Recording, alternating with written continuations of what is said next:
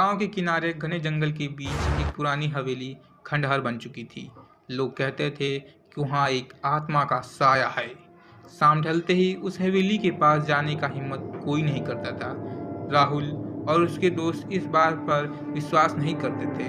एक दिन हिम्मत जुटाकर वे हवेली के अंदर जाने का फैसला करते हैं। अंधेरी रात चांदनी रोशनी में हवेली और भी डरावनी लग रही थी।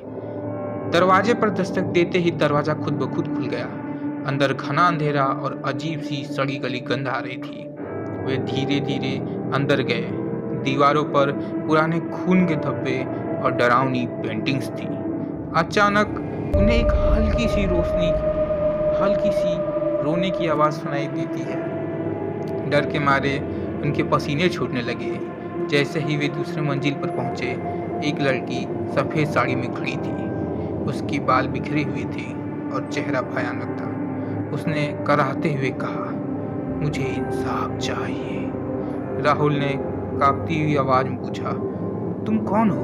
लड़की ने जवाब दिया, मैं राधा हूँ। इस हवेली के मालिक ने मुझे धोखे से मार दिया। मेरी आत्मा अब तक भटक रही है।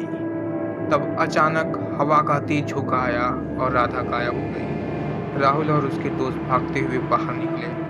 एक अगले दिन उन्होंने गांव के बुजुर्गों से पूछा तो पता चला कि वाकई 20 साल पहले एक लड़की का कत्ल हुआ था।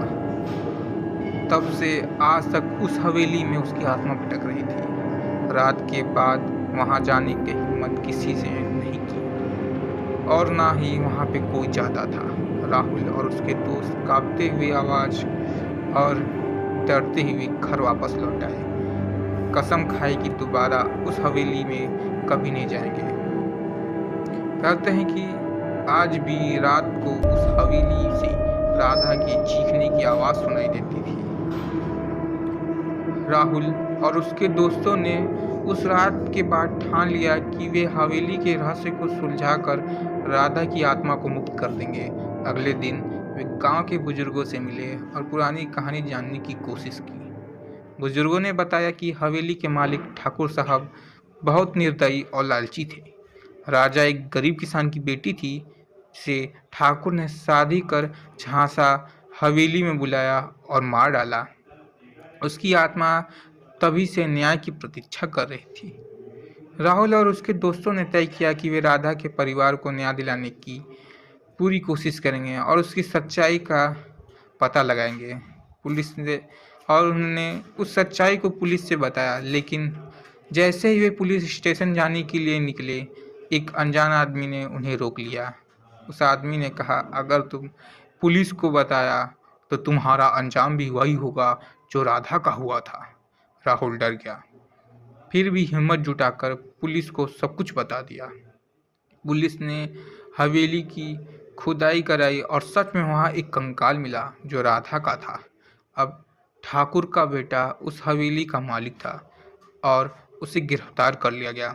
रात को जब राहुल और उसके दोस्त ने फिर हवेली के पास गए तो उन्होंने देखा कि राधा की आत्मा अब मुस्कुरा रही थी।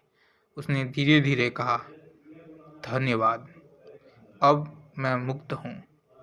और फिर देखते ही देखते राधा की आत्मा हवा में विलीन हो गई। हवेली का साया अब खत्म हो चुका था, लेकिन गांव वाले आज भी कहते हैं कि जब कोई सच्चाई के लिए लड़ता है तो राधा की आत्मा उसकी रक्षा के लिए लौट आती है।